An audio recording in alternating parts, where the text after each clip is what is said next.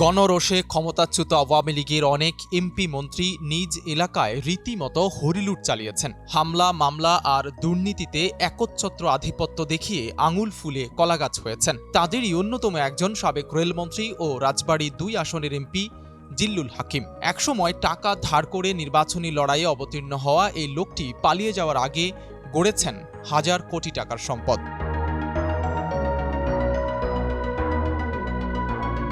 ১৯৯৬ সালে আওয়ামী লীগের এক প্রবীণ নেতার কাছে মাত্র ৫০,০০০ টাকা ধার করে নমিনেশন কিনেছিলেন জিল্লুল হাকিম। এরপর একাধিকবার এমপি নির্বাচিত হলেও মন্ত্রী হওয়ার সম্ভাব্য তালিকায় কখনোই তার নাম ছিল না।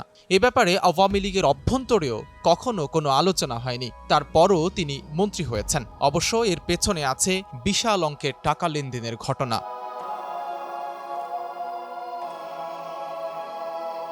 আওয়ামী লীগের শীর্ষ পর্যায়ের এক নেতার সূত্রে জানা যায়, দ্বাদশ জাতীয় সংসদের একতরফা নির্বাচনে জয়ী হওয়ার পর চলতি বছরের শুরুতে মন্ত্রী হতে তোড়জোড় শুরু করেন জিল্লুল হাকিম। এরপর ২০০ কোটি টাকার বিনিময়ে মন্ত্রিত্ব কিনে নেন তিনি। এ ব্যাপারে তাকে সহায়তা করেছেন সাবেক প্রধানমন্ত্রী শেখ হাসিনার নিরাপত্তা বিষয়ক উপদেষ্টা তারিক সিদ্দিক।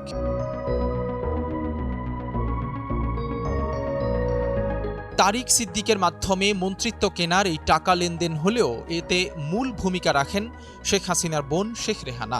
সম্পর্কে শেখ রেহানার দেবর হন তারিক সিদ্দিক। সেই সূত্রেই রেহানাকে ধরে শেখ হাসিনার কাছ থেকে জিল্লুল হাকিমের জন্য মন্ত্রিত্ব বাগিয়ে নেন তারিক সিদ্দিক। এভাবে টাকায় কেনা মন্ত্রিত্বের চেয়ারে বসে ক্ষমতার ভয়াবহ অপব্যবহার শুরু করেন জিল্লুল হাকিম। খুন, নির্যাতন, দখলবাজি, অর্থ পাচার, হেন কোনো অপরাধ নেই যা করেননি জিল্লুল হাকিম।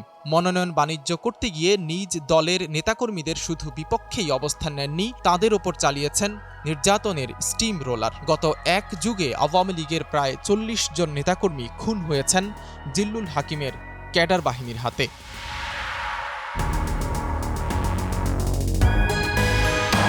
অভিযোগ রয়েছে, এলাকার স্কুল, কলেজ, মাদ্রাসার দফতরি নিয়োগ থেকে শুরু করে বালি উত্তোলন, সাব রেজিস্ট্রি অফিস ও বিভিন্ন সরকারি অফিস থেকে ১৫% হারে কমিশন নিতেন জিল্লুল হাকিম। এসব টাকা তোলার জন্য তার ছেলের নেতৃত্বে ছিল ক্যাডার বাহিনী। কেউ টাকা দিতে অস্বীকার করলে তার উপর চালানো হতো অকথ্য নির্যাতন।